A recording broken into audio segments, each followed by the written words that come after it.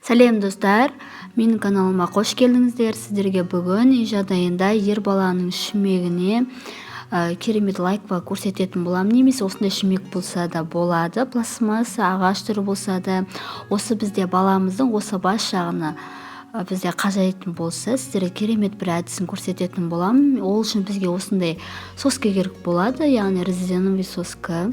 Осы сосканың біз бас жағын қиып алып тастайтын боламыз. Дәл видеодадай қиып бас жағын алып тастаймыз. Соскамыз бізде негізі, менде мұнда соска, новый соска болғандықтан кішкене қаттылау соска негізі пайдаланған болған абзалырақ. Міне достар, осылай бас жағын осылай кіргізіп, резиновый жағын сырт жағына да қайырып жасаймыз.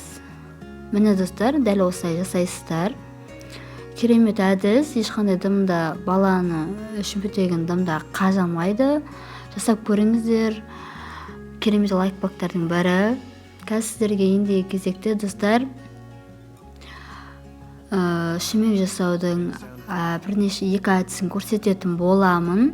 Яғни ол қағаздан, бұл қағаздан жасалатын шүмектер тек қана бір рет қолданылатын шүмектер болып есептеледі. Себебі бұл қағаздан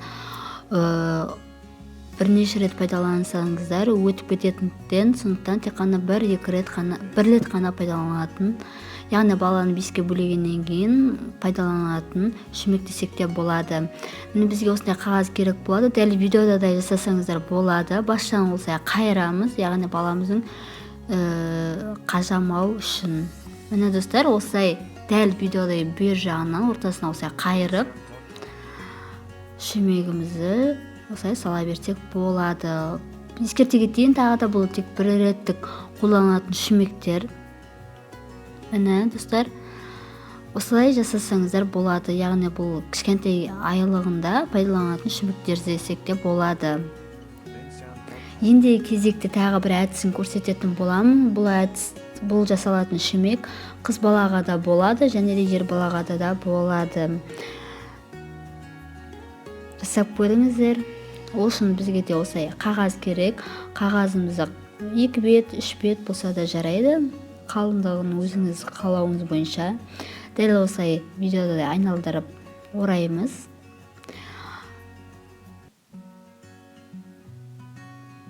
Міне достар, бас жағын осылай қайырамыз, яғни бізде бытырап, шашырап кетпеу үшін қағаздарымыз.